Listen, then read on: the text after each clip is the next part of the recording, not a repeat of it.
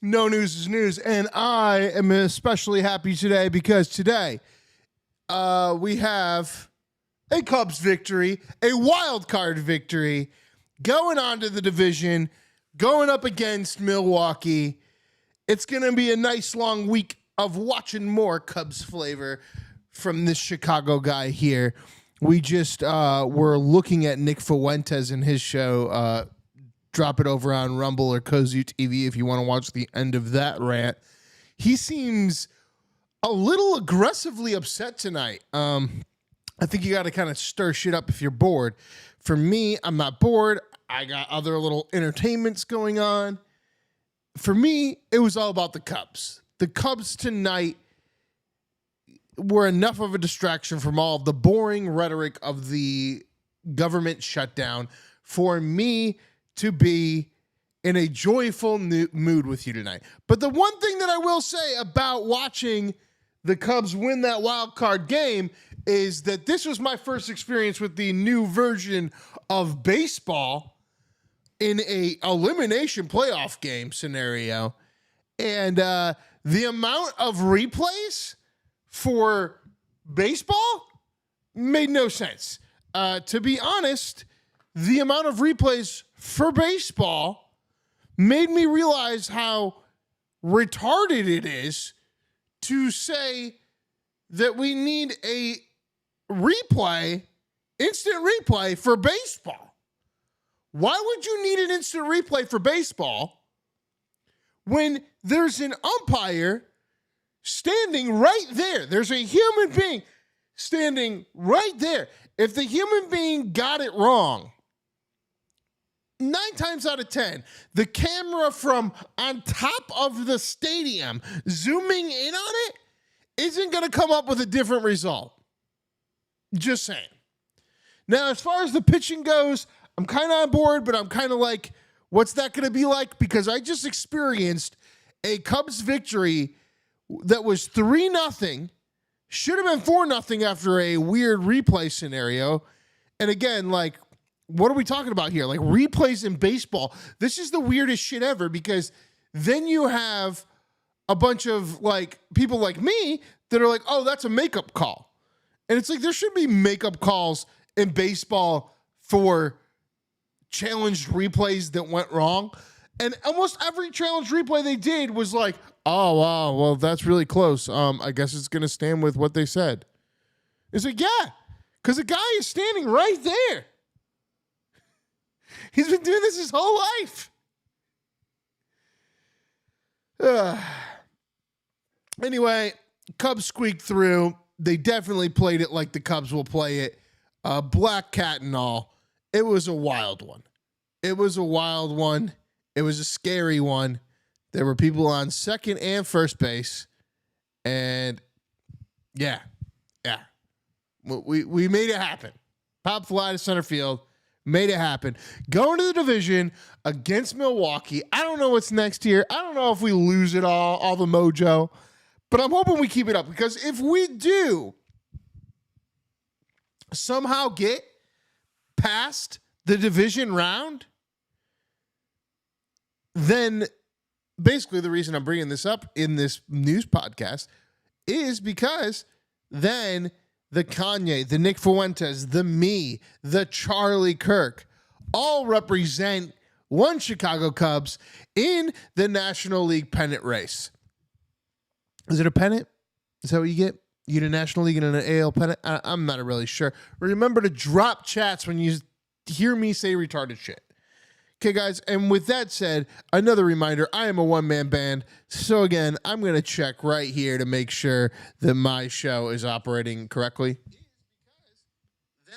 And we are. I just wanted to make sure that I was not out of focus there because I dropped the camera back so y'all can see my background. And, wow. Had a lot of people watching the pre-show on YouTube. Seems to drop off once I started talking about the Chicago Cubs. I don't know. Go fucking watch the end of Nick Fuentes ranting about Israel or about how the whites need to take over or whatever. I'm over here, crushing roaches. I literally crushed a weird bug coming up at me drink. So yeah, that's where I'm at tonight. Again, guys, remember to drop the chats, have a conversation with me. I read all chats out loud. This is a low viewer show, and if you're sticking with us, I really do appreciate that. With that said, here we are. Main story of the day, right? Main story of the day. We already know what the main story of the day is. It's the government shutdown. It's the one thing I love about government shutdown is that everyone that's a politician acts like it's important, while we all as citizens stand there and go, we don't care. I don't care. None of us care. So we do that. We do that a lot when it comes to the government shutdown. When it comes to having a government being shut down, it seems like every politician goes on the air, points at the other side. They all have their pitches. We all sit there and analyze it. And here's the thing. It's like, I'm saying that because I'm the middle. I've been notified I'm part of the 2% that sways elections. You know, the people that actually have opinion in the world. If you're on the right side or the left side, I don't even care. The one thing that made me realize I don't need to fucking care anymore is that Jordan is my lawyer. I wish she would just go by her real name. I mean, she is now a public figure of Unbiased News or Unbiased Podcast, Unbiased Politics, whatever you want to call it, whatever she's doing, even the newsletters. I hope she keeps doing the podcast because her podcasts are wonderful, insightful, interesting, educational, and help tremendously in the echo chambers that be in this world. And with that said, the government shutdown has been a point system, a system of playing a pitch to the American public. Is it your fault or is it mine? That is what they both have done, which makes me understand that this is not part of the government shutdowns that I will first read out, which number 7, February 9th of 2018, day 1, and it only lasted 1 day, okay? I'm going to go right now. We're going to have our fucking ChatGPT, our Google Gemini do this now. Feb 9th, 2018, detailed account of Gov shutdown. I should have done this beforehand, but I did not know that I would do some detailed exploration of these shutdowns, but I am interested. I'm interested to share with you all what happened in these situations. So here we go. I already got that down. Okay, here we go. On the morning of Friday, February 9th, 2018, the United States federal government officially entered a brief but significant shutdown. This was the second government shutdown of the Trump administration within a 3-week period. The shutdown technically began after midnight and at 12:01 a.m. Eastern Time, when the previous short-term funding resolution, known as a continuous resolution, CR, expired. The primary cause of the shutdown was a single Republican senator, Rand Paul of Kentucky. Nice.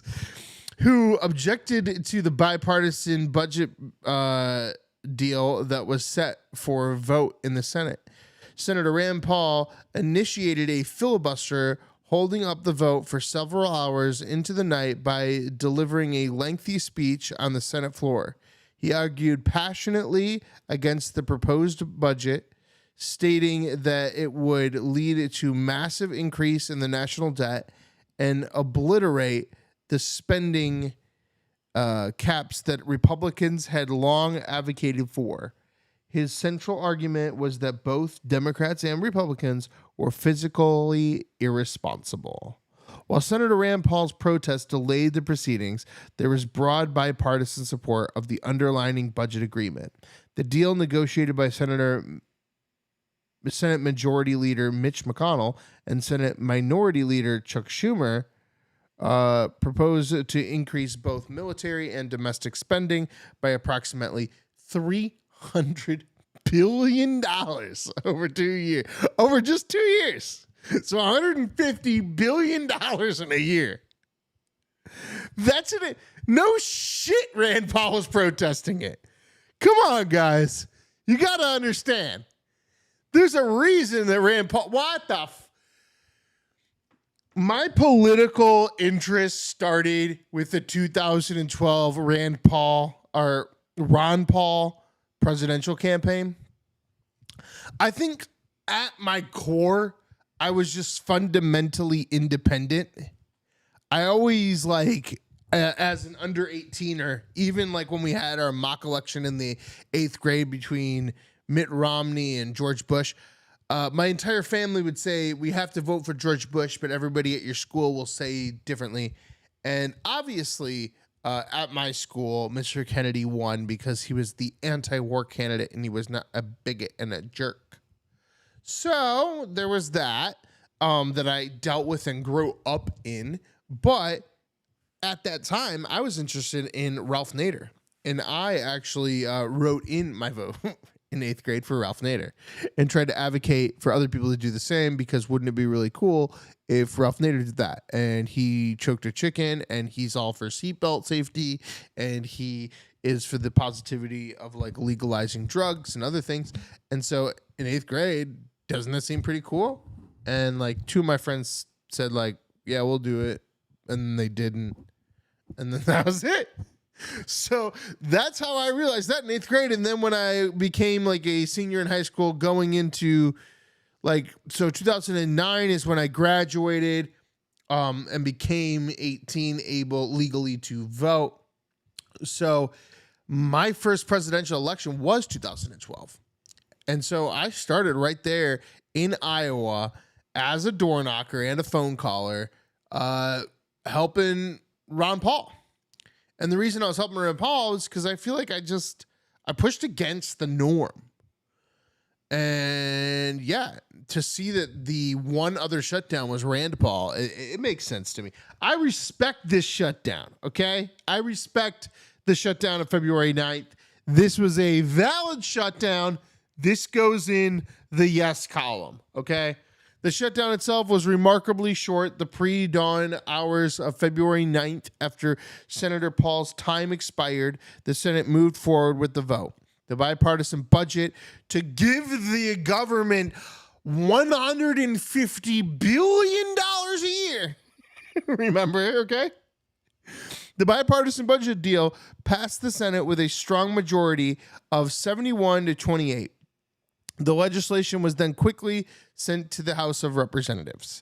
The House also passed the measure through with a more continuous vote of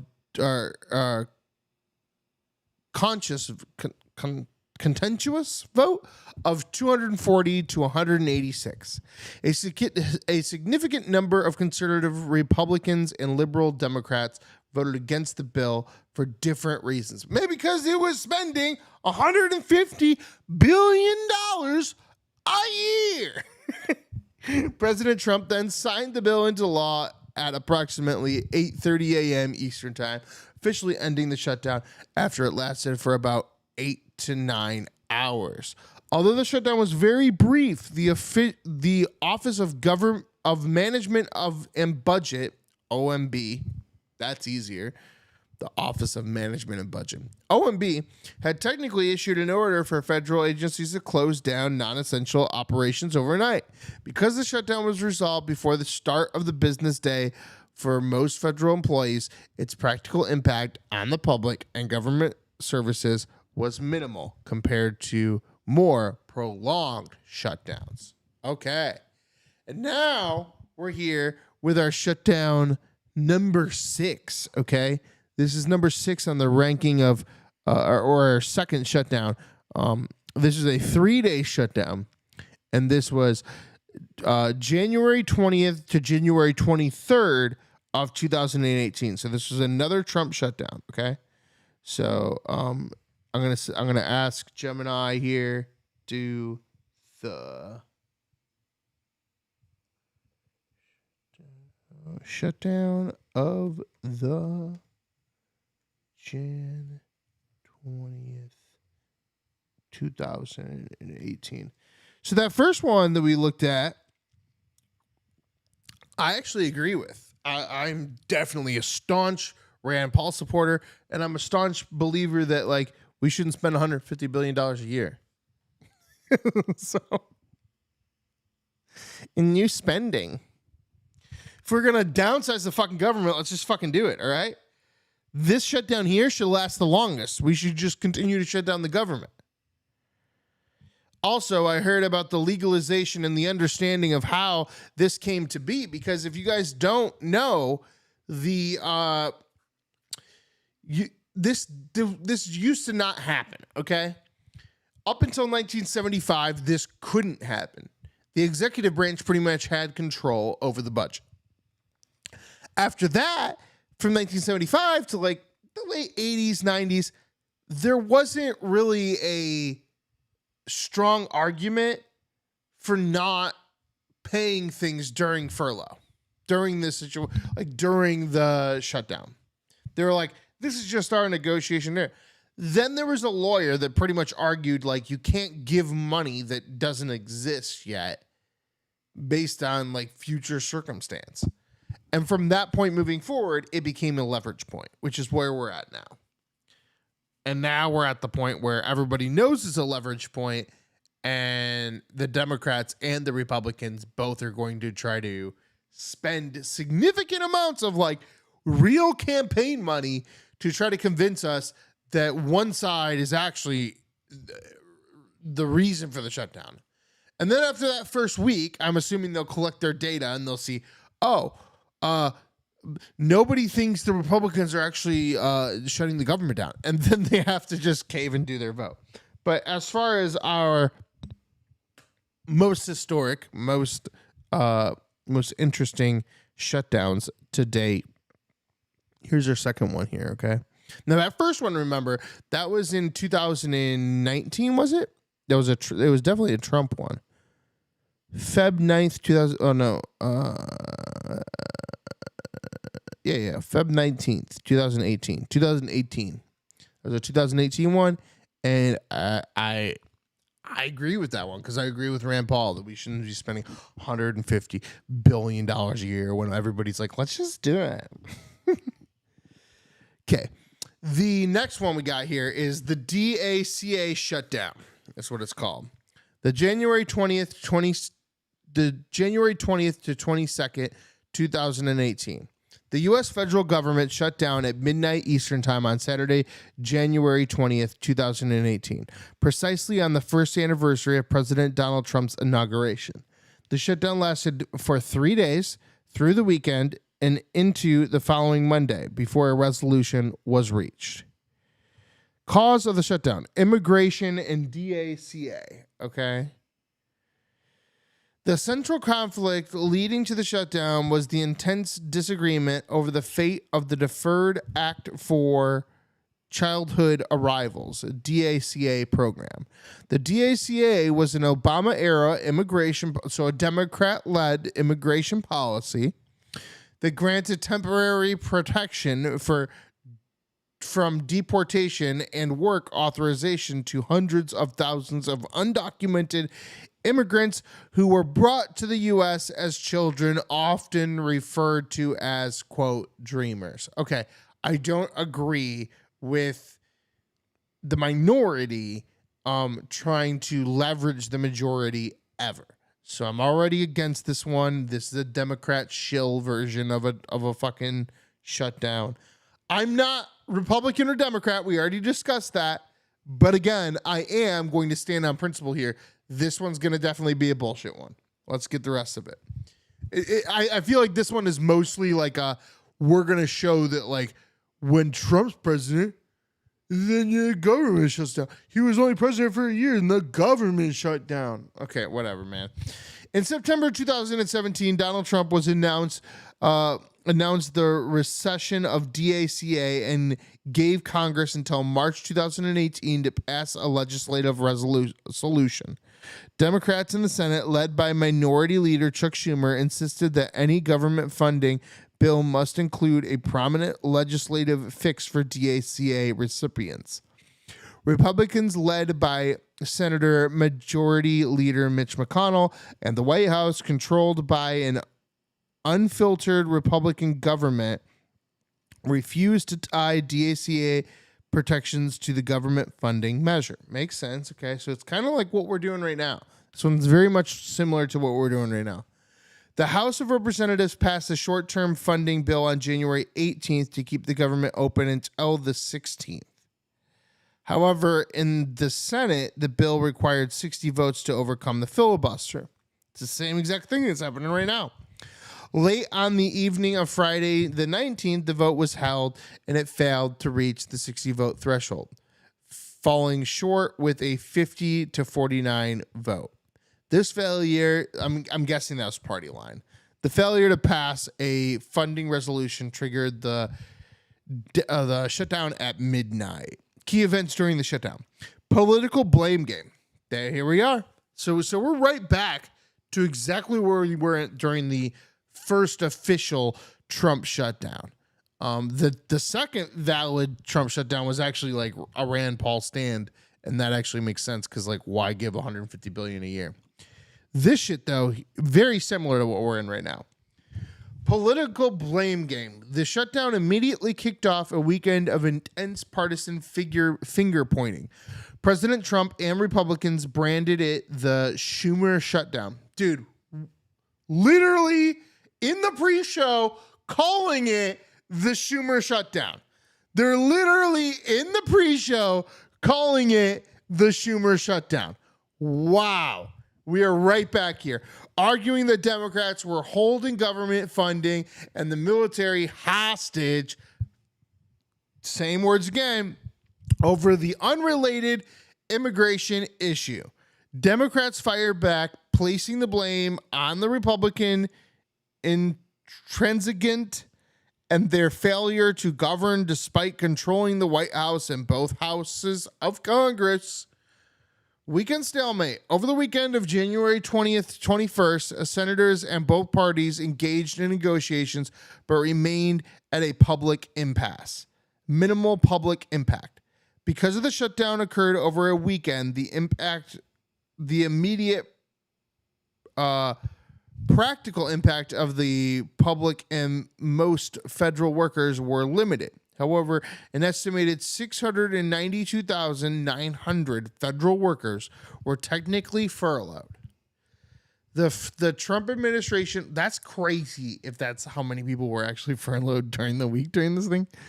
The Trump administration, that's why it makes sense that they're campaigning so hard against each other as to like who is at fault. They're playing like really hard on that one. And it's, especially the Republicans are. Democrats don't have much of a pitch, and anybody that listens to them that has half a brain, you can understand that like they are in charge of this shutdown, and they should just take responsibility for it and tell us what their list of demands are. Instead, they're being like, "This is actually a Trump shutdown," blah blah blah, and then Trump's over here saying that they're taking the government hostage. It's like you're not giving the people a accurate and moral answer. You should be like, "Yes, we're taking the government hostage." We're taking the fucking government hostage for X, Y, and Z. And we all know that you guys believe in this. Even if you're a Republican, you believe in these things. So if you're fucking true to yourself, you could do that. But instead, the fact is that nobody probably fucking believes in the shit that he actually wants to pass. So now he's going to play his fucking bullshit game. The resolution during this one, which is very, very similar to what we're in right now, I'm telling you, it could be passed tomorrow. Because again, remember, the only reason we got a second day of shutdown here is because of a Jewish Jew and the Jew holiday. Okay? It is Yom Kippur. I didn't even fucking make a lot of money today, like doing delivery and shit like that. Why? Because Yom Kippur. Yom Kippur is the day where every fucking Jewish person does what Muslims do for like almost a whole month, which is they don't eat all day long. And then they call up all their other Jews and they're like, please forgive me for all the sins I gave you, man. Sorry, man. So basically they do the Jesus thing, but only for other Jews, only over the last year. They fundamentally believe in this principle, and then they go and starve themselves for God. And Yom Kippur is essentially like you're getting yourself ready for the next year. It's considered a year, I guess, because you're getting yourself ready for repentance. You're saying, hey, I'm ready. Judge me how you will, because Jews think that God will judge them on the end. Jews think that God will literally like go through them like it's a fucking reality show and be like, not you, not you, you, not you, not you, you. Christians, on the other hand, are like, even if you're a murderer, if you're like, Jesus is Jesus, then Jesus will lift you up. So it's like, okay, Jesus is pretty fucking dope. Jesus got the win on this one, all right? I don't even know what the Muslims are doing. They're just fucking insane, not drinking or doing anything. Probably some fucking Judaism type shit. This is Yom Kippur, which is what I was trying to get to, which is the whole point for a second day of shutdown. We might see tomorrow the same kind of resolution we saw here, a 3-day shutdown. The stalemate was broken on Monday, January 22nd. Moderate Democrats feeling public pressure and seeking a way to reopen the government worked with Republican leadership on a compromise. Yeah, this is what happened last time. This is exactly what's going to happen this time. You're going to eventually get a lot of pressure. Like, what are you guys doing? What's this whole immigration thing? You guys shut down the government? Like, my fucking husband don't got a paycheck. And very quickly, they have to turn. Senate Majority Leader Mitch McConnell provided a critical promise on the Senate floor. He gave his commitment to allow for a full and open debate and a vote on an immigration bill, including a DACA resolution before the next funding deadline of February 8th. We might see the same there, but I don't know, because they're pressing each other pretty hard. I don't think anybody's going to have any forgiveness. I think Trump's gearing up for battle because he's pissed off that they're doing this thing again to him. But again, I think that moderate Democrats are gonna eventually cave because Republicans are gonna keep feeding the vote. So these people have to keep voting over and over and over and over and over again. No, on principle. And then telling people that are funding their campaigns, people that are voting for them, people that they are representing, they have to tell all these people, I keep saying no because that. If there's no real reason, because they really haven't given you a reason yet, then it's going to only be a matter of a few days before this happens. And again, today, no votes, Yom Kippur. Senate funding deadline in February. Based on this assurance, enough Democrats agreed to end the filibuster. So that's what they did.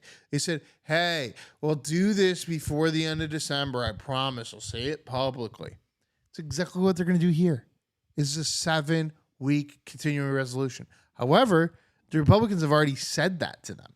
They've already said, this was a 7-week CR, and we were going to do this thing in December. The further that we get along in this shutdown, the more it gets pretty fucking concerning.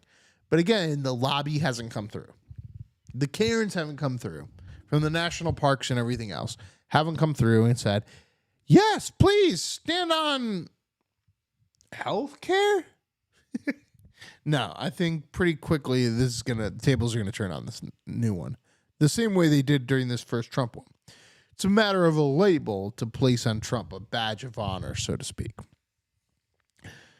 Based on the assurance, enough Democrats agreed to the filibuster. The Senate has passed a new short-term funding bill. The vote was 81-18, funding the government through February 8th. The bill was quickly passed by the House and then signed into law by President Trump on the evening of January 22nd, officially ending the 3-day shutdown. In the end, Democrats voted to reopen the government without a concrete DACA deal, relying instead on the promise from Republican leadership for the future debate and vote, a move that drew criticism from some progressives. Okay, so that's the key here, is that they were already mad that they didn't play shutdown games last time. Would they be mad if this happens? But again, it's not up to Chuck Schumer. They can only lobby their lobby and do their little thing. The moderate Democrats will eventually vote in, and then they'll have to just do the thing.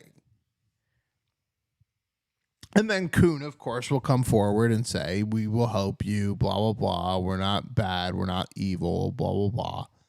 Is it true? I don't know. I don't fucking know if that's true. Let's get to our next one. Our next one was October 5th, 1990 to October 9th, 1990. 3-day as well, under George H.W. Bush. This one's going to be interesting. October 5th. Shutdown. October 5th shutdown. Oh, I should put the year. I bet you it'll still get it, though. Remember, you can always drop a chat, and I will read chats live. We can have a discussion here while we're doing this. Nah, fuck. They did the wrong one.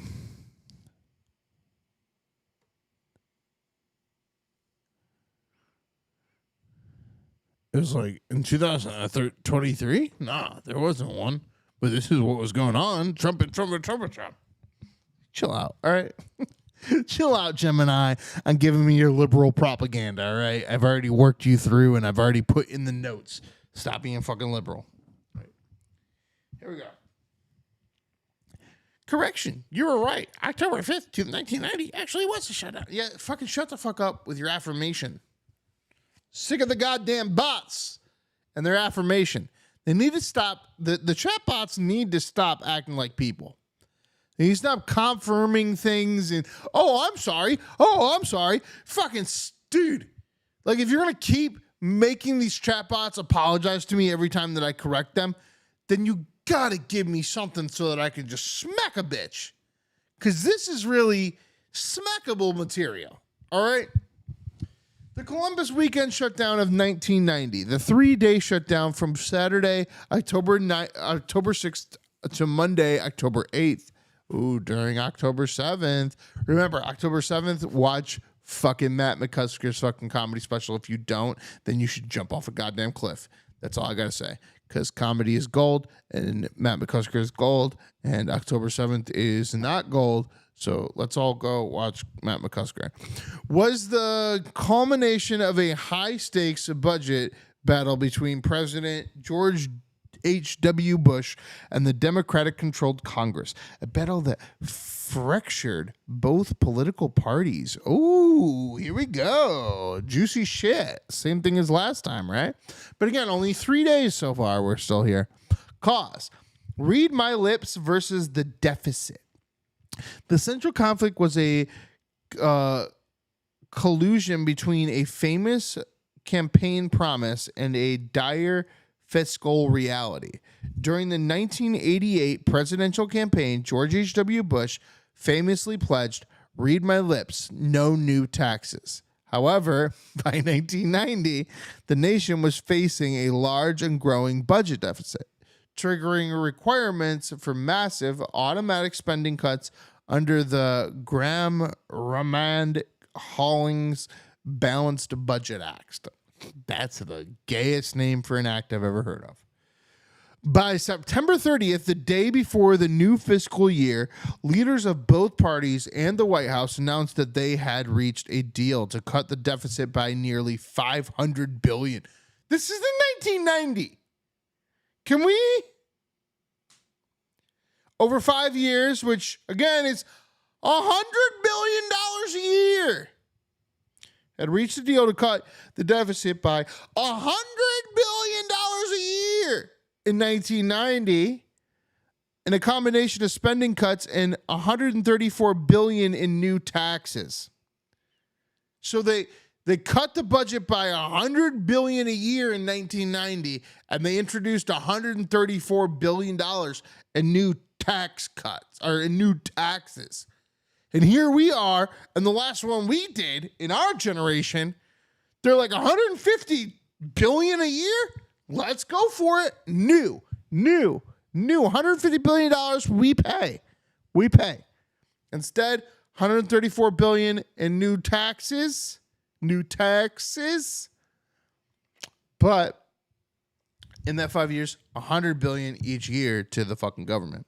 They passed a temporary funding bill, a continuing resolution, ACR, to continue the government open through October 5th to give Congress time to pass the larger, more complex budget package. The shutdown triggered a House revolt. The budget deal was immediately met with fierce opposition from both sides of the aisle. Liberal Democrats felt the plan placed too heavy of a burden on the middle class through excess taxes and cuts to programs like Medicare. However, the most explosive opposition came from within the president's own party. A revolt in the House of Representatives led by then House Minority Whip Newt Gingrich fiercely opposed the tax increases. Gingrich and a coalition of conservative Republicans and liberal Democrats joined forces, and in early hours of October 5th, 1990, the House stunningly rejected the budget deal by a vote of 254 to 179. What? You're shutting the government down? With the temporary funding expiring at midnight and no budget in place, President Bush vetoed another stopgap measure, and that did not include the deficit reduction plan, forcing a shutdown. The shutdown began on Saturday. Okay, so again, this is another weekend one. Began on Saturday, October 6th over the Columbus Day weekend. Okay, so an extended weekend on this one. This timing significantly lessened the disruption of most federal workers. However, its effects were still visible to the public. National parks and museums closed. The most notable impact was the closure of national parks and the Smithsonian museums across the country. Workers were furloughed, an estimated 2,008. So you notice that 2,800 federal workers were furloughed. They had almost 500,000 in that other one. Employees were furloughed, primarily the Department of Interior, which includes the National Park Service. So basically, they just fucked over the Park Service on this one. Agency closures. The EPA, Department of Labor, and Department of House and Urban Development saw full shutdowns, with other departments facing potential closures. The perception that Congress was to blame for the shutdown put immense pressure on lawmakers to find a resolution. By late Monday, October 8th, so back then in 1990, nobody was looking at the president as the reason this is happening. They were going, why aren't they passing the thing? October 8th, congressional leaders of the White House. So basically they learned their lesson in this 1991, and now they're not going to do this again. They're going to immediately campaign the second the government shuts down. Congressional leaders and the White House reached an agreement on a new continuing resolution, CR, and the reopening of the government and allow budget negotiations to continue. President Bush signed into law early on October 9th. The final budget deal, signed later that month, looked different from the one that was rejected. It relied more heavily on raising the top income tax rate and less on gasoline taxes. Okay, so these guys were like, fuck, we got to figure this out ourselves. What's the problem here? We're gonna just make the people in charge of the media pay more, and we're not gonna do as much gas tax. Okay. A shift is seen as a victory for Democrats. The entire episode, particularly Bush's reversal on his tax pledge, is widely seen as having politically damaged him and contributed to his 1992 re-election loss. Oh, okay. So that's why they do these things. They think that when you get one of these, you're going to immediately not become a fucking president anymore or be able to run for re-election. But the thing is that Donald Trump is doing neither of those things. So let's go to our next fucking one here. November 4th, 1995 to November 14th, 1995 to November 19th, 1995. 5 days long. Let's see. So,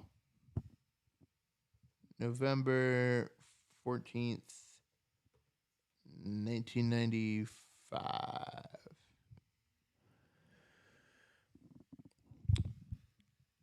Interesting. We got 4 more of these guys. This one lasted 5 full days. The longest one we've went through so far. Of the 3, okay, Rand Paul taking a stand and fucking everybody over, yes, please. Democrats being weird and just trying to put a political maneuver on Donald Trump, no. And then this third one, I guess, like, we were living in a different political climate.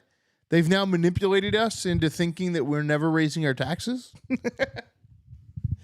But back then, any increase in budget meant an increase in taxes. So a political campaign speech saying no more taxes meant not raising the budget. They were able to manipulate that as Democrats and then use that as leverage to deliver Clinton to the White House in 1992.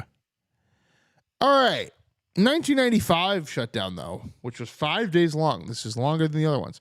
Remember, the one we're currently in of 2 days is today and then a Jewish holiday, which they won't take a vote, but a lot of people don't consider a actual national or federal holiday. Tomorrow is Friday, so it's a legal day. It'll be day 3. To go through the weekend, we got day 6 on Monday when we come back, okay? So that's where we're sitting on that. The other 2 that we've seen so far that were both 3 days long landed over a weekend that was solved themselves, and then with moderate Democrats, and then a holiday weekend, conveniently enough, in which they were able to solve it themselves because the American public felt that the Senate and the House were responsible and not the president. Now we're here with our 5-day shutdown. This was a pivotal event in 1990s American politics, making a major confrontation between Democratic President Bill Clinton and the new Republican majority in Congress, led by Speaker of the House Newt Gingrich. Oh, so this was the fight. This was the fight. This is in his second term, too. Oh, so this is right after the election, too, right? 1985 would have been a re-election. No, it wouldn't have been. 1994 would have been a re-election. No. 5 coming into 6. 6 would have been maybe November. Okay. The first Clinton-Gingrich showdown, November 14th through the 19th of 1995, the battle over the budget and ideology. The shutdown was the direct result of a fundamental ideological clash over the size and scope of the federal government. Okay, very kind of similar to this.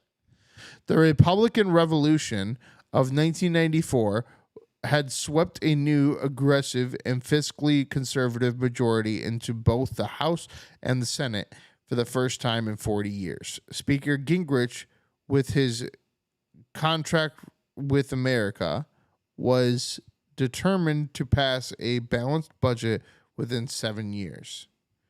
President Clinton also supported a balanced budget, but disagreed sharply with Republican methods.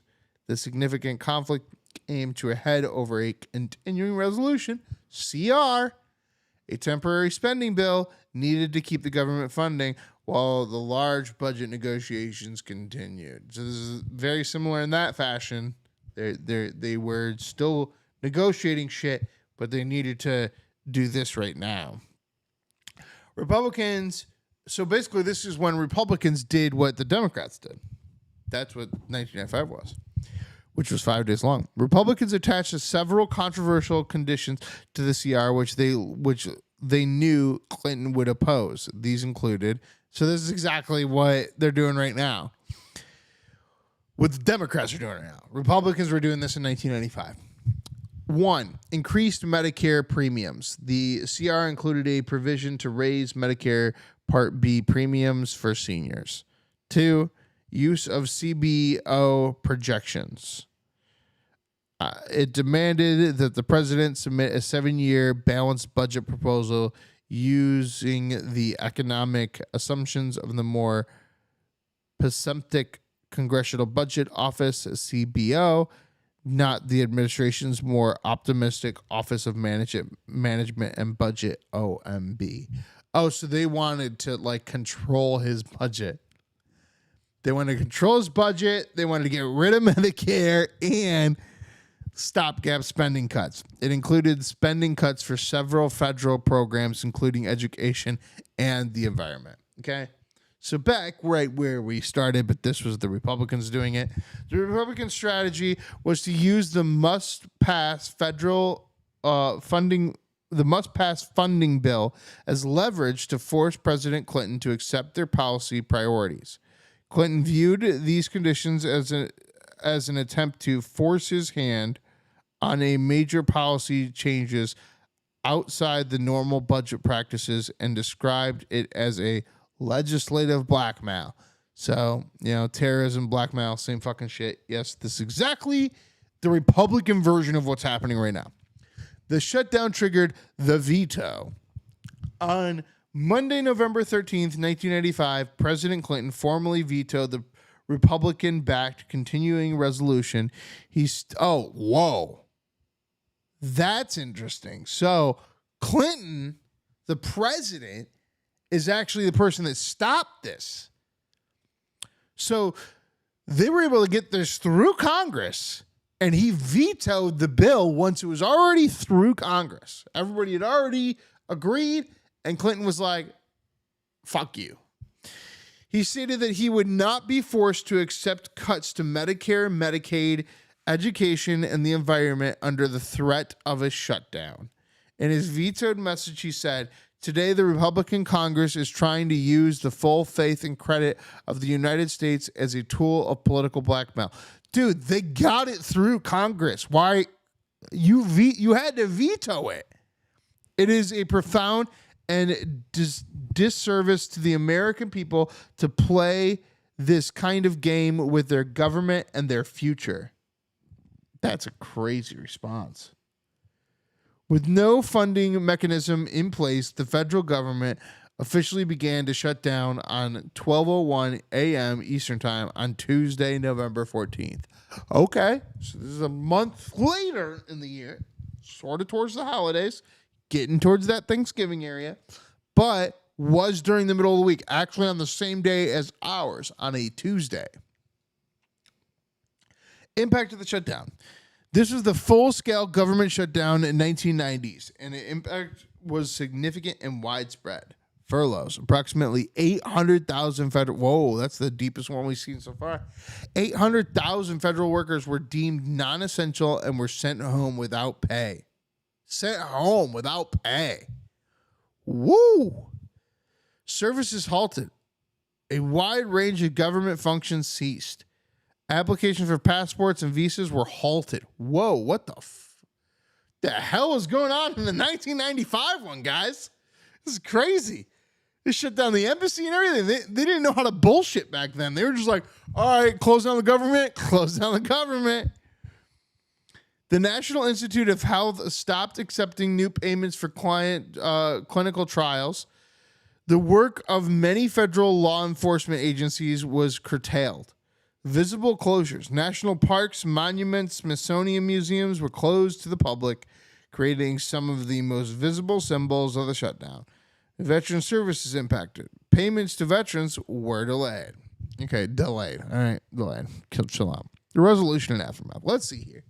The shutdown lasted 5 full days. During this period, the political blame game was intense. Initially, Republicans believed the public would blame President Clinton for the shutdown. However, as the days wore on, the story of furloughed workers and closed parks dominated the news. Public opinion began to swing divisively against the Republicans. Speaker Gingrich famously complained that he was forced into the hardline stance because President Clinton had slighted him on Air Force One during a trip to Israel for Yitzhak Rabin's funeral, a comment that was widely seen as petty and further damaged the Republican position. On Sunday, November 19th, both sides reached an agreement on a temporary measure to reopen the government. President Clinton agreed in principle to a 7-year balanced budget plan using CBO numbers, while Republicans agreed to a new CR that protected his priorities on Medicare, education, and the environment. The 5-day shutdown was merely a prelude. The largest disagreement were not resolved, leading to a second, much longer shutdown that began just a few weeks later in mid-December of 1995. Wow. Okay. So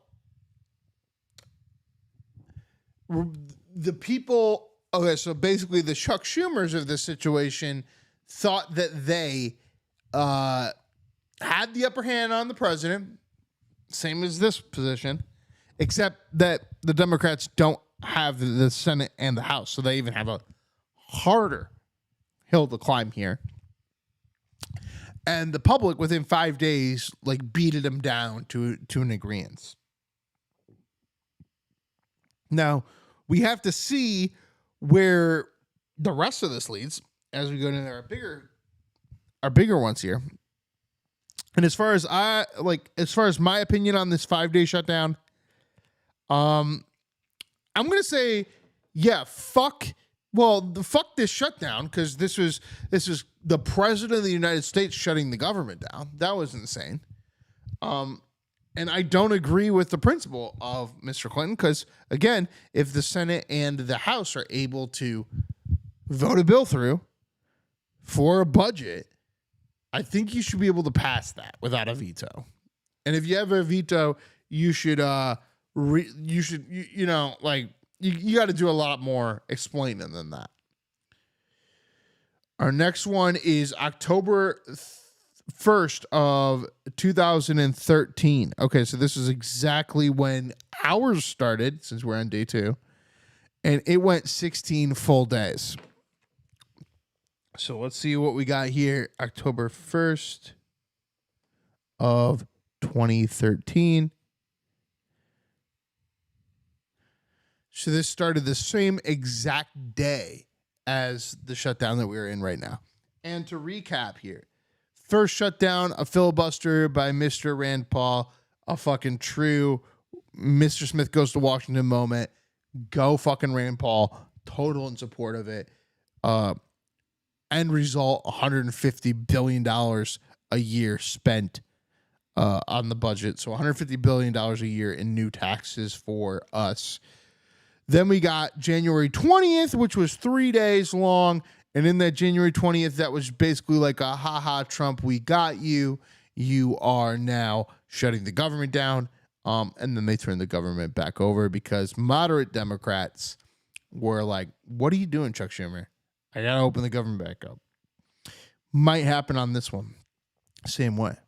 Then we had October 5th of 1990, which was a campaign promise to not raise taxes, and then a leverage by Democrats to eventually get into the White House with Clinton by saying, hey, if we raise the budget at all, that is raising taxes. We haven't really done that move in a while, but that is what happens. If you're raising the budget, you are raising the taxes. And then we had a 5-day, which is this Newt Gingrich standoff with the president, in which the president shut down the government. And I never agree with that. I think the president should never veto budget reconciliation things. I think that the president should just accept them, unless there's something drastically wrong with it that the public at large is in agreement is wrong. Because you're shutting the government down. You're stopping people from working. It's really shady. It actually makes me think Clinton was probably one of the worst. The way that he got in there by being like, oh, campaign promise. You raised the taxes because we did. And then you slide your ass in there, and then you fucking go and you fucking shut down the government yourself. Weird. The 2013 defund Obamacare shutdown. The federal government shut down for 16 full days on October 1st until October 17th, 2013. It was a accumulation of years of long political war over President Obama's significant legislative achievement, the Patient Protection and Affordable Care Act, ACA, commonly known as Obamacare. The core of the conflict was the refusal by conservative Republicans in the House of Representatives to approve any government funding bill that also included funding to the Affordable Care Act, with key provisions of the healthcare law, including the individual insurance marketplaces, such as set to launch on October 1st, 2013. Appointments saw the government funding deadline as their last best chance to stop it. Oh, okay. So they didn't want that website, the marketplace website. This is a bunch of corrupt fucking pediatricians in the Republican Party trying to shut some shit down with their stupid bullshit about medical. Anytime anybody talking about medical, knock it off. Unless you're trying to help more medical in government, knock it off. Democrats being like, we need more fucking Medicare. Sure. Okay. But the rest of this, knock it off. Knock it off with your fucking stupid bullshit with fucking pharmaceutical fucking reps that you're paying you. The political landscape was a divided government. Democrats controlled the White House and the Senate, led by Majority Leader Harry Reid, while Republicans controlled the House of Representatives, led by Speaker John Boehner.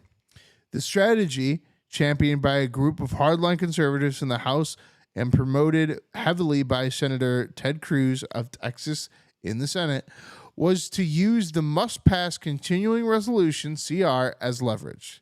The process unfolded in a legislative ping-pong match in the days leading up to the deadline. 1. The Republicans-controlled House would pass a CR that included language to defund and delay ACA. The Democrat-controlled Senate would strip out the anti-ACA language, pass a clean CR, and send it back to the House. And the House would reject the Senate's version and send back another version with different anti-ACA provisions attached. Speaker Boehner, facing immense pressure from the Tea Party wing of his party, was unable to bring a clean funding bill to the floor for a vote, even though it likely would have passed with a combination of Democratic and moderate Republican votes. The shutdown triggered the final impasse. By the evening of December 30th, 2013, no resolution had been reached. The House and Senate had rejected each other's proposal for the last time. As the clock struck midnight and the new fiscal year began on October 1st, the Office of Management and Budget, OMB, issued a directive to federal agencies to execute plans for an orderly shutdown due to absence of appropriations. Impact of the 16-day shutdown. This was the first government shutdown in 17 years, and its impact was extensive and widely felt. Now remember, every shutdown before this was just like a few days, and mostly over a weekend besides the one that we're in right now, which again still has Yom Kippur, and we weren't able to vote today. Okay, gotta check the chat right now. Again, remember to drop a chat if you want me to say something to you. I read all chats live while we would do the show. This was the first government shutdown in 17 years with the impact extensive and wide felt. Furloughs. Approximately 850,000 federal employees were immediately furloughed, meaning they were sent home without pay. Over 1 million more were required to work without knowing when they would be paid. Public service and sites closed. The most visible effects were the closure of 401 National Park Service sites, national monuments, and Smithsonian museums. The viral story of the National Zoo's popular panda cam going dark because of was a symbol of the shutdown's impact. Famously, a group of World War II veterans pushed past barriers to visit the World War II Memorial in Washington, D.C., creating a powerful public image. The shutdown held a wide range of government activities. The NIH stopped accepting new patients for client trials. The CDC's flu tracking program was curtailed. The e-verified system for businesses to check employees' immigration status went offline, and the proceedings of veteran disabilities claims and federal home loan guarantees were delayed. Again, fucking everything with the veterans, they're always like, me, delayed. Yeah, because you got to give them that shit. Either way, you're going to have $1 billion lawsuit from a veteran on your hands and every citizen on his side. Economic costs. The credit rating agency Standard & Poor's estimated that the 16-day shutdown cost the U.S. economy $24 billion. The resolution. Okay, so still not as much as they are approving per year on these other ones that cost a few days. The resolution, a looming debt ceiling crisis. Okay, so this is the longest one we've had so far. So let's see how they resolve this. Okay, now how did this one happen? This one feels a little strange. Oh, it was Affordable Care Act bullshit. So they didn't want to do the health care. And again, these are the House and Senate. So the House was saying that the House held it up this time. Honestly, anytime the House holds it up, I'm in it. I'm in it for the House. I agree with this one. The stalemate was ultimately broken not by a resolution on the budget, but by the even more dangerous threat of the U.S. reaching its debt ceiling limit around October 17th. The perspective of sovereign debt default, which would have been catastrophic global economic consequences, forced a resolution. Oh, okay. So they were like, oh, we can't pay any other countries. They're all going to hate us forever. Well, then we got to do this. I got to piss, guys. I'll be back in a second.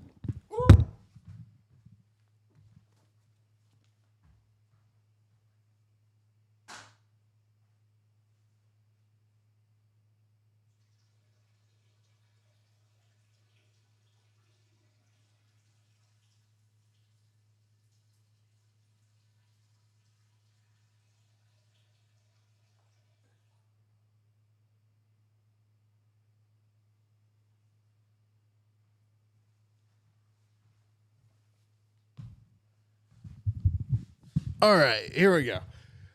As public opinion polls showed the Republican Party bearing the overwhelming brunt of the blame for the shutdown, with the business. Yeah, so it was the Tea Party thing. So this is when everybody was like, the Tea Party's the worst. The Daily Show did like a whole fucking thing and everything. Like, Tea Party's the worst. And it's, Tea Party is, like, again, like, I gotta defend it because, again, it's the same kind of shit as Rand Paul. It's budgetary shit. And again, this was the House. So this is a vast amount of, like, this is not corporate bullshit. This is representatives on a very local level all saying collectively together, no to this bullshit.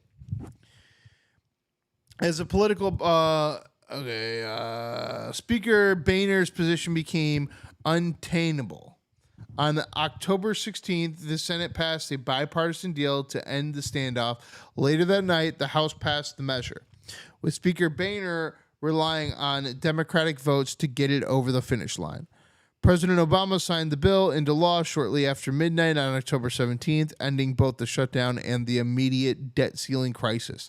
The bill funded the government through January 15th, 2014, and raised the debt ceiling until February 7th, 2014. Republicans received no concessions on the Affordable Care Act, marking a significant political defect for their strategy.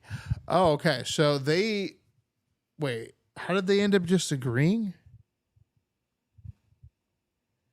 They just agreed. They had to agree because of, like, the actual country falling apart. So if this one lasts 2 weeks, the country might fall apart, especially in October, I guess. Which I guess then I think Democrats are definitely going to do it before then. I think it's going to be more like one of those 3-day things. If we do hold out here, I'm learning a lot about government shutdowns through this whole thing. I hope you guys are as well. And the thing is that with these government shutdowns, there really is a lot of people who lose their fucking jobs. And those people are going to lobby and advocate like motherfuckers, while all these people are still going to their job. It's like the let them eat cake kind of shit. Like, it's very, especially right now. Let's not do that. So I think that they're going to sign something pretty soon. That's what I think. But that one, I agree with that one. I agree with the 16-day shutdown because I agree with the House of Representatives taking a stance because they're the most local level representatives. So to recap again, we got February 9th, 2018. That was one day. That was Rand Paul making a stand. I agree. January 20th through the 23rd of the 3-day that of 2018. That was Donald Trump is bad and he closed the government down. That was Chuck Schumer. That was essentially what we're doing right now. And the moderate Democrats decided, enough's enough. We're going to just move along here. It's not an issue we're willing to die on. So, don't agree with that one, obviously. October 5th, 1990, that was when we were calling taxes, like any raise of the budget was a raise on taxes. So there was a campaign promise mishap that led to Clinton getting into the White House in 1995. Clinton actually literally shut down the government himself. Do not agree with that one at all. And then we got the 16-day one, which I kind of agree with, which is the House of Representatives being very upset at a local level about all these fucking healthcare shenanigans. So our next one, December 16th, 1995.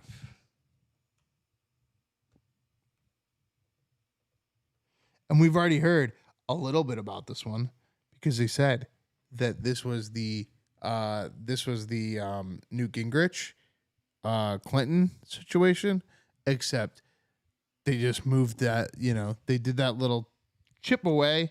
They did that little 5-day, and then they came back and they were like, yo, fuck you. So, with this one, with the real one in 1995, the real shutdown of 1995, we've got how many days on this one? This one's going to be crazy. 21 days, 3 full weeks of shutdown. A 21-day shutdown was the longest in U.S. history up to that point. It represented the dramatic climax of the ideological war between Democratic Party Bill Clinton and the Republican-controlled Congress led by House Speaker Newt Gingrich. Again, they lead all of Congress. You have to cave. It's a really weird, woke, fucking Clinton move that this all happened. I bet you he's the one that shut down the government again. The president, the person that's standing up for you, the individual, the executive branch, that's the guy shutting the government down in the 90s. God, I hate Clinton even more and more the more I see this shit. The brief 5-day... Wait, oh, no, that's that 5-day shutdown. Okay, oh, wait, oh, yeah, that's where it goes, okay. The brief 5-day shutdown in November of 1985 had ended with a temporary truce, not a resolution. President Clinton had agreed to in principle to a 7-year balanced budget plan using the protections of the Congressional Budget Office, CBO, but the two sides were still miles apart on the specifics. The Republican Congress, fulfilling their contract with America, passed their master budget reconciliation bill. This comprehensive package aimed to balance the budget in several years by instituting hundreds of billions of dollars in spending cuts, most controversially to Medicare, Medicaid, education, and environmental protection programs. It also included significant tax cuts. Fuck yeah. Always for tax cuts. Also, this is Congress. They got Congress. They got control of Congress. Stop being a bitch, Clinton. You're supposed to represent the people and you're shutting down the fucking government. President Clinton maintained that Clinton is essentially here doing exactly what Chuck Schumer's doing. Everybody's saying you're shutting down the government, so what's your response? And then their response is, well, I'm not the one doing it, but blah, blah. And stop. If you're going to actually shut down the government, take ownership and do it. President Clinton maintained that these cuts were far too extreme and would harm the nation's most vulnerable citizens, seniors, and children. The specific trigger for the second shutdown was Clinton's definitive action against this plan. Again, so Clinton did this. Clinton did almost the largest shutdown in U.S. history, a 21-day shutdown. Veto of the budget. In early December, President Clinton officially vetoed Republicans' 7-year budget bill, calling it the wrong course for America. That's fucked up. It's a budget. It's here. Fucking Congress, like, no wonder people hate Clintons. God, this is so fucked. Clinton sucks. What a dildo of a president. Shutting the government down for 21 days. Veto of the CR. The temporary funding measure that had ended the November shutdown was set to expire in December on 15th. House Republicans passed another short-term continuing resolution to keep the government open. But once again, they attached conditions Clinton could not accept. So Clinton himself vetoed it. This new CR included Medicare. So Clinton was holding the government up for 3 weeks, guys, for 3 fucking weeks during the holidays. He is the worst president of all time. He chose to do this over politics. Medicare premiums increased and cuts to education and environment that Clinton had already rejected. They were using the government's operational funding as direct leverage to force him to accept their budget priorities. Bro, they own the Congress. They write the laws. The veto should not be used in this manner. This is crazy. This is the most political veto of all time, I feel. Late on Friday, December 15th, negotiations between the White House and congressional leaders collapsed. Refusing to be forced into accepting policies he opposed, President Clinton vetoed the temporary funding bill. With no appropriation legislation in place, funding for a significant portion of the federal government lapsed at 12:01 a.m. Eastern Time on Saturday, December 16th. So on the weekend again.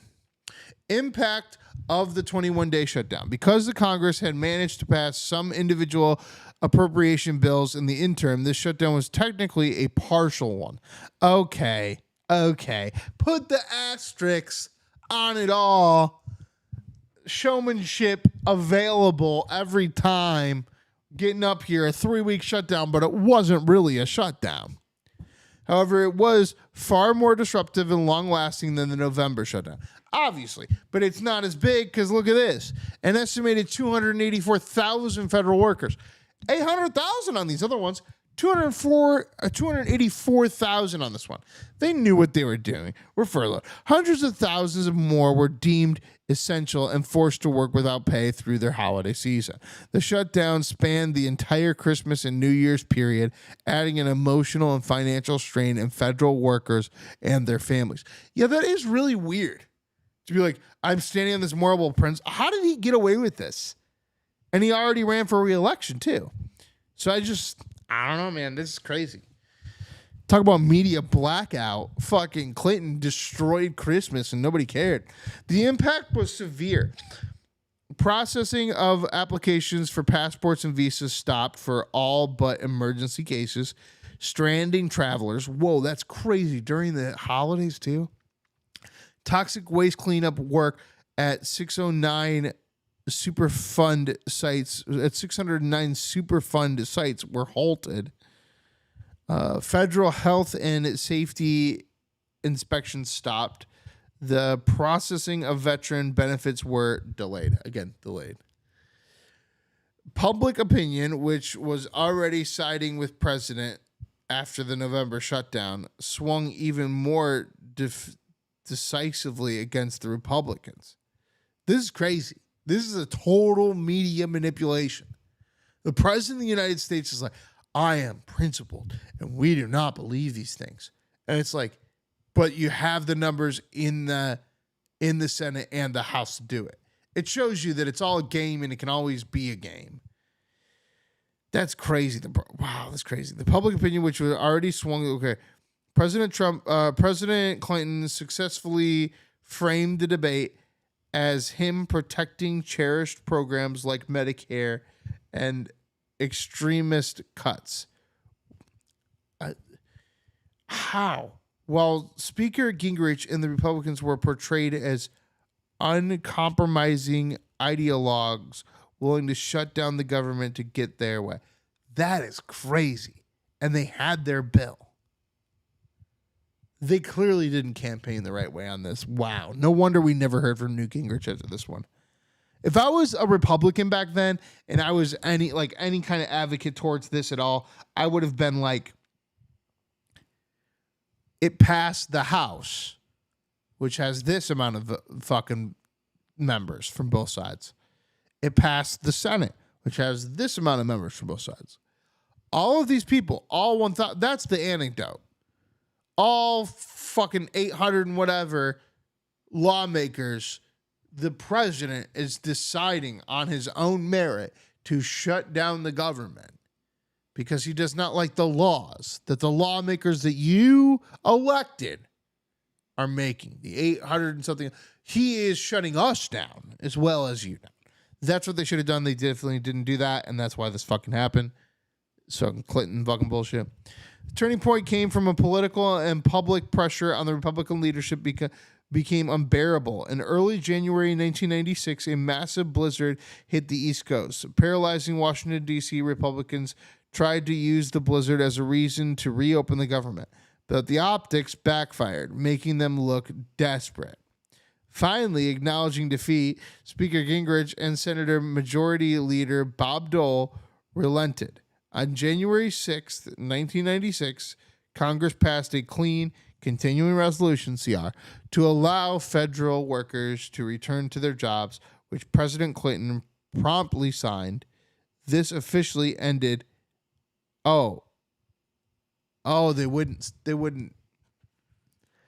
wouldn't pass a clean CR. But again, they had control of Congress. And if you have control of Congress, you should be able to pass your bills.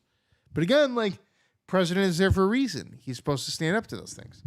Actually, I agree with President Clinton on this shutdown. Holy shit, I do. And I agree with the resolution. The government would continue to operate on a series of further temporary measures until a final, broader budget agreement was signed in late April 1996. It just seems like people were dragging their feet on this because they knew they could. Political aftermath. The shutdown was a catastrophic political miscalculation by the Republicans and a monumental victory for the President Clinton.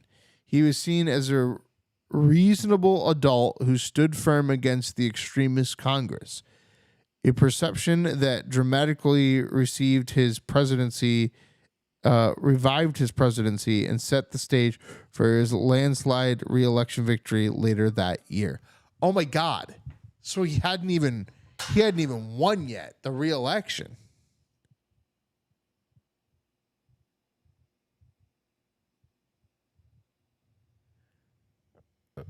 Whoa. And after seeing it all myself pan out, I understand like how it because like lawmakers should be allowed to make laws. I agree with Gingrich, but you have to compromise. The person in charge of the veto, the president, is on the other side. That's why you get a lobby for the president. So they should have sent this to him, saw the shutdown, immediately reopened the government under a clean CR, like the next day, and they should have said, look, that's what we wanted to do, but he stopped us. You have to make Bob Dole president. Otherwise, this is going to fucking happen again. If they would have done that, they probably would have won the 1996 election. But instead, Newt Gingrich will forever just be a congressman and never a president. Nor Bob Dole. Why was Bob Dole running instead of Newt Gingrich? It's strange. Anyway, that was it, except for our largest one. Our largest shutdown ever. December 22nd, 3 days before Christmas, 2018. So this is like a later extension. So this is this is almost a year later, almost 2 years into President Trump, for 35 days. What was this all about? I can't even remember this one. I did not know that they lasted longer than the Clinton one. And this one also, is this one going to be some bullshit about some fucking thing where they're like, oh, it was actually a partial shutdown?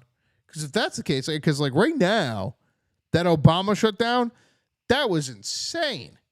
They almost destroyed the entire United States.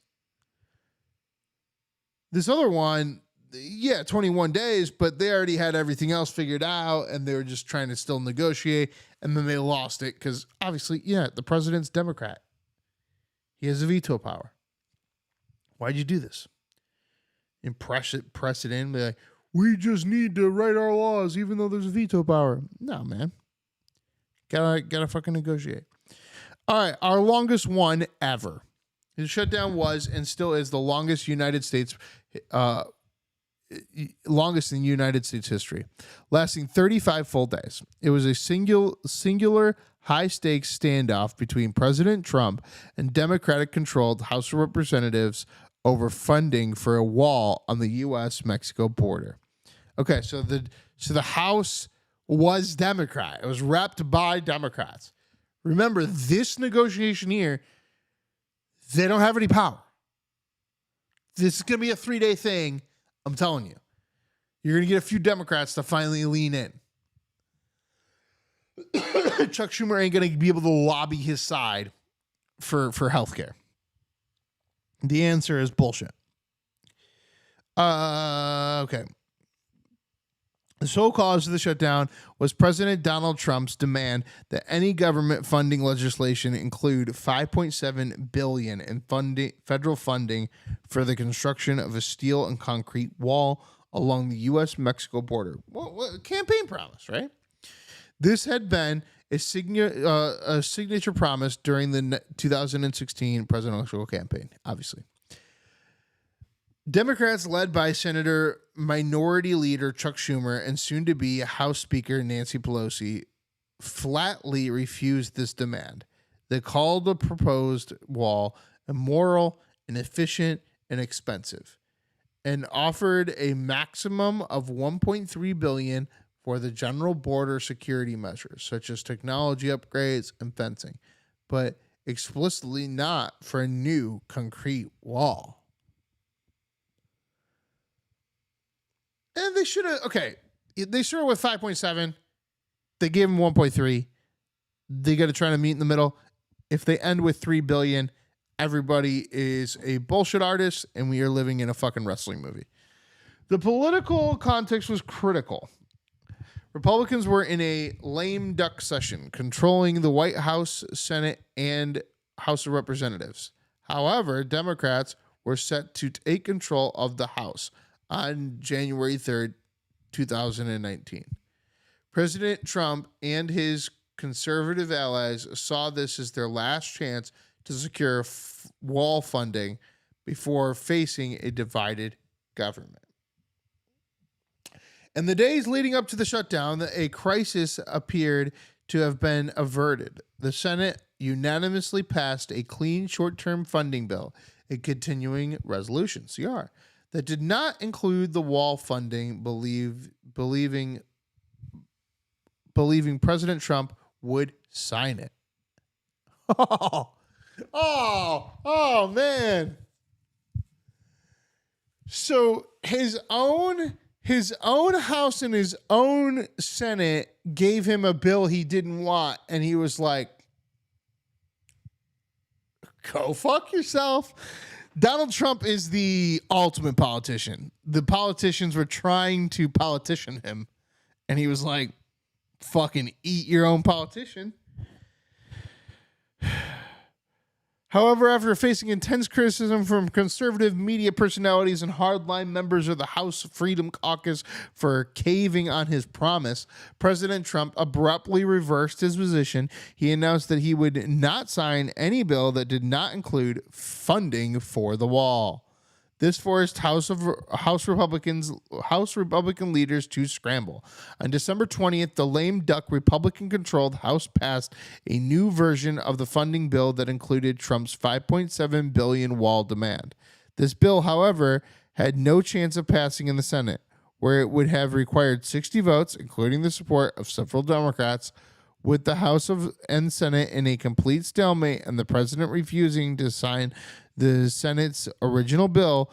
Funding for the roughly a quarter of the federal government lapsed on 12:01 a.m. Eastern Time on Saturday again, guys, Saturday. So Trump has not had a mid-season, a midweek shutdown, but this guy was a baller. He has the largest shutdown under his belt. It was during fucking the holidays. It was 3 days before Christmas. But this motherfucker did it himself. Because this was a partial shutdown, it affects where...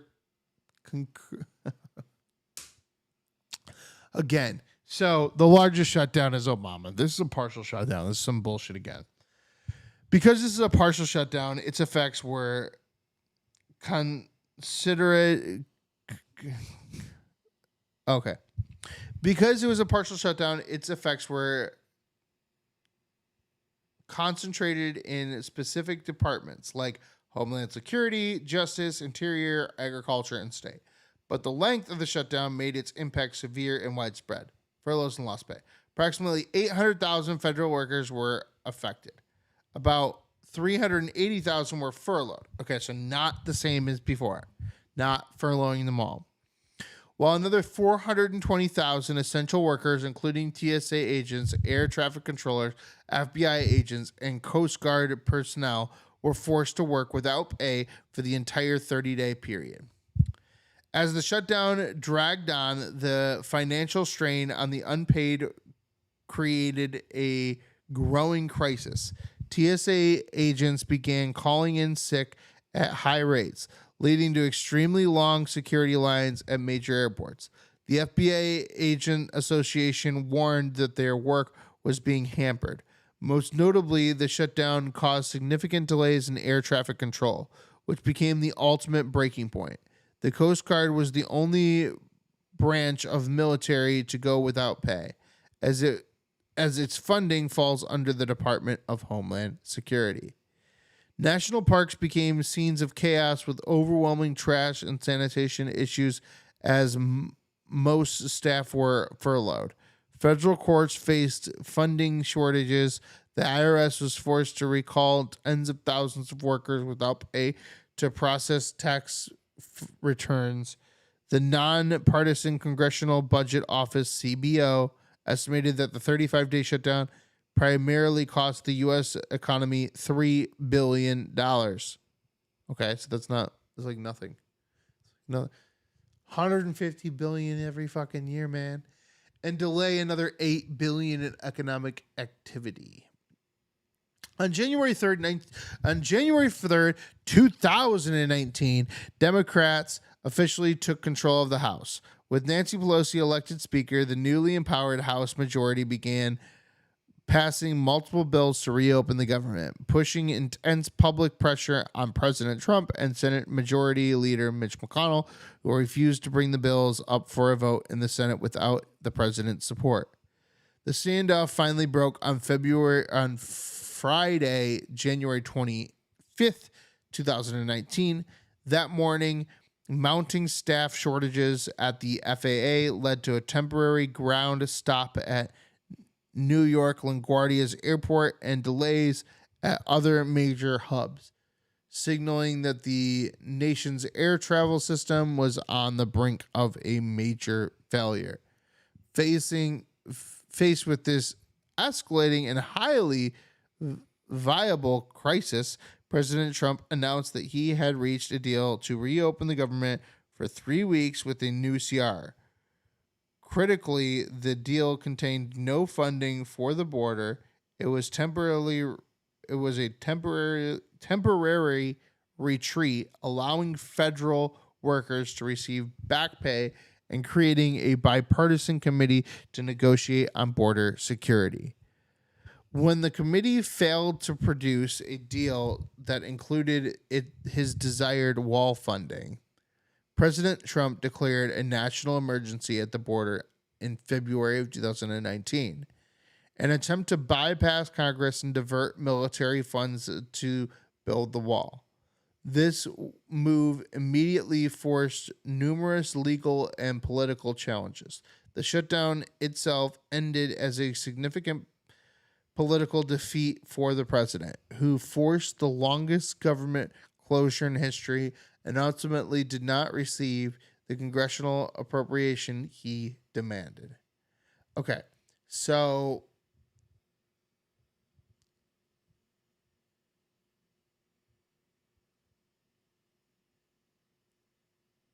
Trump did this one? Trump did this one. Trump did his own shutdown. Got a few chats here. Rapid Tie 181 pack racks a beer. PK racks a beer. Okay, have the files released, right? Have the files released, right? I mean, yeah. PK cracks a beer. Cracks a beers. Okay, have the files released, right? I don't know, man. I'll tell you there. But well, I mean, are we talking about the Epstein files? If we're talking about the Epstein files, yeah, the Epstein files need to be released at some point. Hopefully, we get them released. And right now, need to reopen the government. With that said, Donald Trump is the final verdict in the government shutdown saga. Let's recap really quick here. We have February 9th of 2018. Rand Paul does a political stunt and stands and does it. Does a Mr. Smith goes to Washington. I agree. 1 point for going towards the government shutdown. Then we got January 20th of 2018, which was just Chuck Schumer being like Trump, you close the government down. I don't agree with that one. Then we got October 5th, 1990, which was HW 3-day. That was kind of, he got fucked over by Clinton there. Who was stopping that one, though? I feel like he was. He didn't want any kind of spending. He got fucked. I say whoever was trying to stop that one is wrong. We're good. All right, so that's a yes, no, no. November 14th, 1995. November 14th, 1995, which was a 5-day shutdown. And, that was the first one. That was Clinton doing it himself. So I don't agree with that. October 1st through the 17th, 16-day shutdown. That was the actual shutdown. Obama shut down. Who'd shut that down? Oh, the House of Representatives shut that down. I agree with that one. Even though that was wild as fuck, I agree with the Tea Party. December 16th, which was a partial shutdown, not the largest technically, but 21 days. And I agree with Clinton. He should have vetoed on that. So yeah. And then we got December 22nd, a 35-dayer, Donald Trump vetoing his own veto. I don't know what the fuck dude's doing. He went wild. He went wild on his first one, so what's he going to do on this one? He's going to have to go wilder. He went wild on that first one. He is going wild on this one. He's like, Sombrero gets 10% bigger every single day that you do this shit, man. Also, blah, blah, blah, blah, blah. Like, fucking, we're going to fire everybody. It's crazy. It's absolutely insane. And with that said, we are done with our first story of the day, which is this government fucking shutdown. I mean, we'll see more and more and more of it. I have a seeking suspicion that tomorrow might be the end of this. You're going to see some Kristen Gillibrand fucking motherfuckers, some leaning right type lefties that aren't going to hold the line. And they're going to get 60 votes pretty quickly. That's what I think. If they don't get it tomorrow, They might hold them until Monday, but on Monday, they're going to hear that shit on the boat party over the weekend. Those Democrats in those conservative states are going to fucking take it out. They're gonna do it. Let's see here. Because I have two different parts here that I want to make with you guys. All right, there we go. Okay. So the second biggest story of the day is that the Philippines earthquake death toll, which is interesting because, like, again, like no coverage on this, but it has expanded. Now there are 72 people that have died in total on this earthquake. The death toll from the powerful 6.9 magnitude earthquake in the Philippines has climbed to 72 as of Thursday, with the search and rescue operations now largely complete. The focus has shifted to the more than 294 injured and the over 20,000 displaced people. The quake, and the strongest ever recorded in northern Cebu, caused widespread damage and infrastructure, including hospitals, leaving many sheltering outdoors amidst thousands of aftershocks. We're gonna hear about this next month when it becomes a huge issue that everyone that's in the Philippines right now, 20,000 displaced.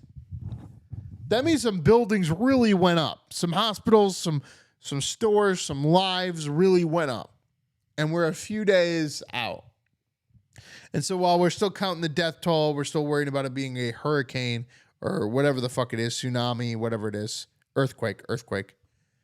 I guarantee you next month that 20,000 displaced, we're gonna see some lasting impacts of that. So respects to anybody living in the Philippines right now. All jokes aside, man, do not envy being you right now, and hope you get through this time if you are near that earthquake. Again, Philippines is pretty large. It's over 1,000 different types of island. Indonesia, same kind of way. So it's like, if you're anywhere close to that, I hope you're safe.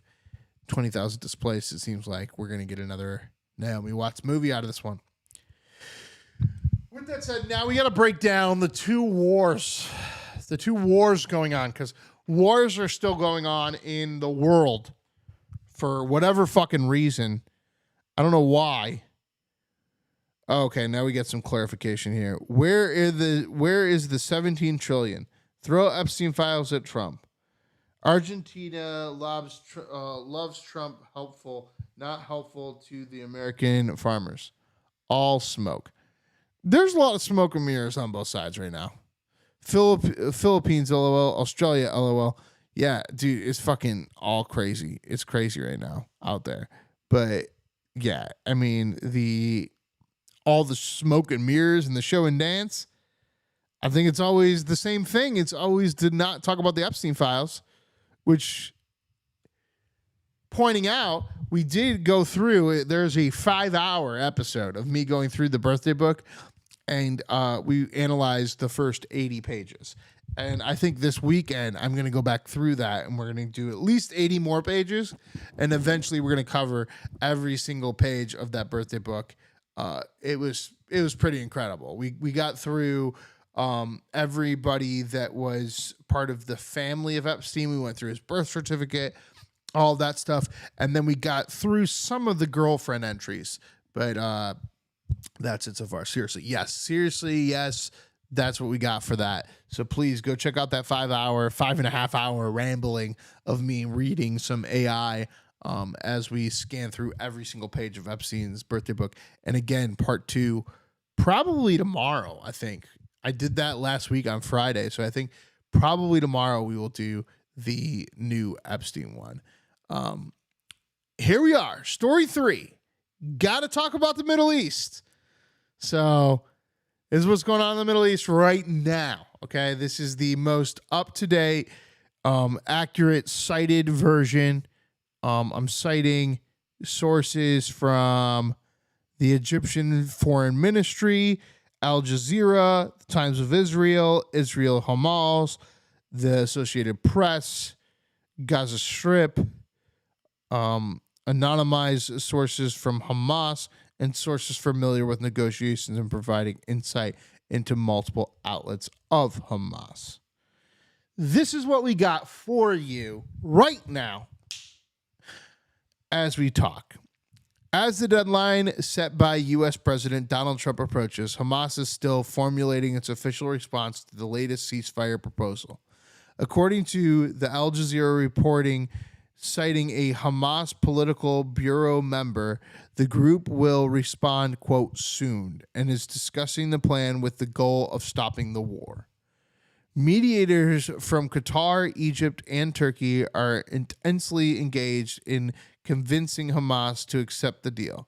Sources familiar with negotiations have indicated that Hamas may reply positively, but will likely request amenities to the proposal. Key sticking points are believed to be the demands for firming guarantees of a permanent and end to the war and a complete scheduled withdrawal of Israeli forces from Gaza. A senior Hamas official speaking anonymously were unacceptable and must be amended. One potential diplomatic path being floated is that for Hamas to accept the plan's principles, which would then target an international conference to work out the finer details. However, Israel's position is that a ceasefire would only begin after Hamas and all other fractions give their full consent. Meanwhile, Israeli military operations in Gaza are continuing. Reports from local health officials on Thursday stated that dozens of Palestinians have been killed in the last 24 hours in Israeli strikes, including in the Nazarat refugee camp in central Gaza and Gaza City. The humanitarian situation remains dire, compounded by the closure of the Rafah border crossing. Okay. So, I mean, there's that. There's also the fact that are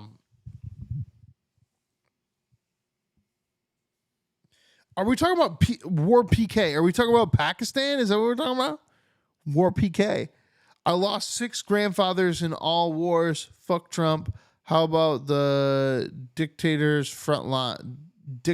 Dictators front lines. I don't fucking know, man. What's PK? I want to know what PK is. War PK? PK? Anyway. The fucking Israeli shit. All right, so Israel also got on a boat and went to Greta Thunberg and was like, no, you're not allowed to float over here. We're going to fucking deport you and send you back there. I lost 6. Oh, no, still reading the same chat. I want you to respond to me, though, and tell me what PK is. First in all wars. Yeah, but what is PK? War PK. War PK, I'll be at the pub, K. Oh, you'll be at the pub? All right. Well, I'll be at the pub, too. Fucking drink and. Yeah. So, Israel. I think Hamas should accept it. I see what they're even stating in that, which is like, yeah, you got to say yes. Because, like, basically they were like, here's this whole outline thing we are giving Hamas as a deal. And if they don't accept it, the end. So you're giving Israel an excuse, Trump an excuse, everyone an excuse. Hancock, look at it. You're giving all of it an excuse to continue to do its thing. Like you're giving Israel the excuse. You're giving Israel the excuse to like go further and murder everybody. So the only way that you can like not have Israel like have the confirmation to murder everybody, Australia, is to have, oh, you're from Australia. Got it. Well, nobody's fighting Australia. Y'all got fucking deported a long time ago. That's why y'all like my blood. Exactly. y'all internationally deported, and now everybody that's there is just an international deportee, living on the Australian land. I've never been down under, but I would love to at some point. Maybe that makes sense. That the only person that's watching me right now is somebody on the other side of the globe, where it is fucking 1 p.m. there, 2 p.m. there, because it's 1:30 in the morning over here. In Americas, in the Central Time Zone, in Austin, Texas. But yeah, we're doing this thing where basically Hamas should say yes. They got to say yes, because if they say no, or they even say anything slightly resembling no or a elongated negotiation, they're going to go boom and explode. Why it only gives a PK? I don't fucking know, man. I don't know what a PK is.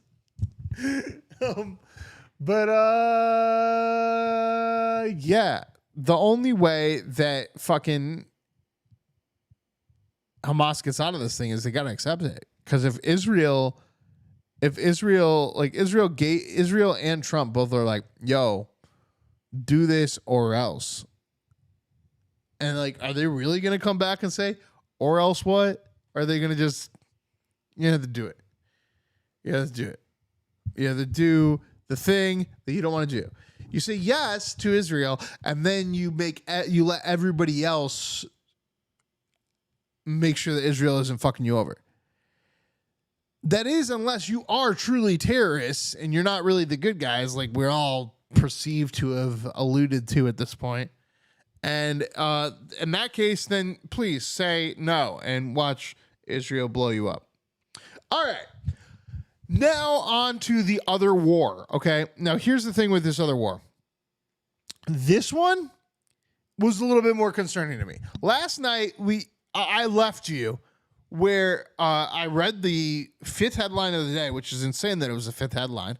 I still feel like it should be the only thing we're caring about right now, which is that Chernobyl was struck during the fight between Russia and Ukraine. And so the only way out is through, I guess. I don't know. After hearing that, knowing that no one's paying attention, seeing movies like Don't Look Up about the environment and the hyperbole of people not paying attention when the world ends, I think Chernobyl might be the end of us. So I'm just going to give you guys a up-to-date recap with all cited sourcing of what exactly is going on with the situation now. As of the evening in Kyiv, external powers have been fully restored to the Chernobyl nuclear power plant site. Ukraine's energy minister, Shavask, confirmed the restoration and stated that the radiation levels at the site remain within control limits with no threat to the population. The outage began on Wednesday, October 1st, after a Russian drone strike damaged an energy substation in the nearby city of Selvashka. According to the International Atomic Energy Agency, IAEA, the plant lost its connection to the main 330 kV power line and the subsequent blackout at the new safe confinement, NSC. The massive structure covering the destroyed reactor lasted for approximately 16 hours. During this time, the NSC's essential safety systems were powered by 2 emergency diesel generators. That's crazy. Because if you guys understand what this is doing, it is stopping the reactor from blowing up. So we have diesel generators. Like you buy that at Home Depot, at your local hardware store. You go and you buy a generator and you're like, vroom, vroom, vroom, vroom, vroom, vroom, vroom. That for 16 hours yesterday saved the world. A diesel generator ran the backup power for Chernobyl nuclear power plant to not fucking explode for 16 hours yesterday because of an attack apparently by Russia in the Russia-Ukrainian conflict or war or whatever you want to fucking call it. That's insane. President Vladimir Zelensky characterized the attack as a deliberate Russian attack to create a nuclear risk. This incited, again, heightens the ongoing nuclear safety fears in the region. Of note, the Russian-occupied nuclear power plant remains in a more precarious state, having been disconnected from the external power grid for over a week and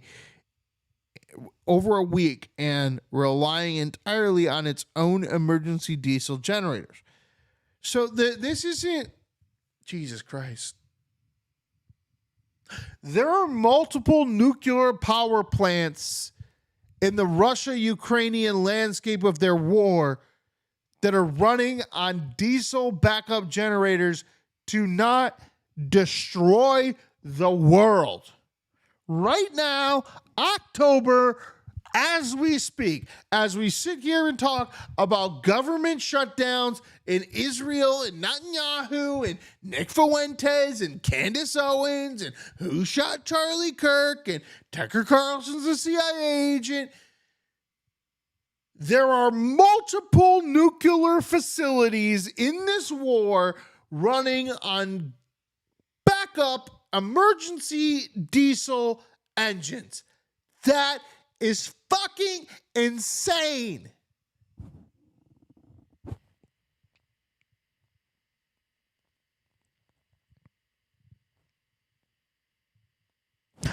IAEA Director General Rafael Maranhão Garcia has stated that the situation there while stable for now, is, quote, clearly not a sustainable situation in terms of nuclear safety. Cited sources: the Ukrainian Ministry of Energy, International Atomic Energy Agency, Ukrainian President Vladimir Zelensky himself, the Associated Press, Reuters, and the French press, and the World Nuclear News. Holy shit, people. We are getting closer and closer to the end, and it's not even the conflict that any of us are paying attention to. With that said, let's take a look at the rest of the news tonight. Not that there should be any. There shouldn't be any. That should be the news, period. Is that. But there's still one more story. The Pope has criticized the Trump administration's immigration policy as inhumane, because apparently that matters. In a rare public criticism, the Pope has called the Trump administration's treatment of immigrants, quote, inhumane. The White House has pushed back on the remarks from the new American Pope, who also expressed concerns over the administration's rebranding of the Department of Defense to the Department of War. Pope's in charge of pedophiles. He's just some guy from Chicago in charge of pedophiles. He's from Chicago. He's gonna do some wild tweets. That's what we do. Charlie Kirk, Nick Fuentes, Kanye West, the Pope from Chicago. That's what we, including myself, do.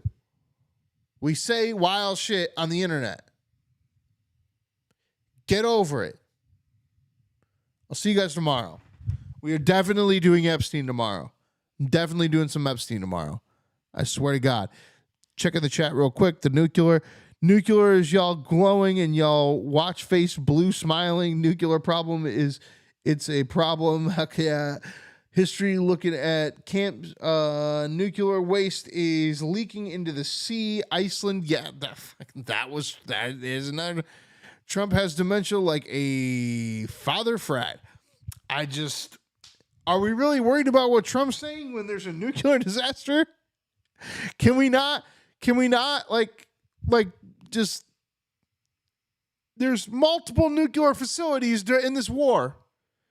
Let's stop this one. And I feel like there's more of a conflict in this one because you have Trump and Putin now at opposite ends, and everybody's satisfied.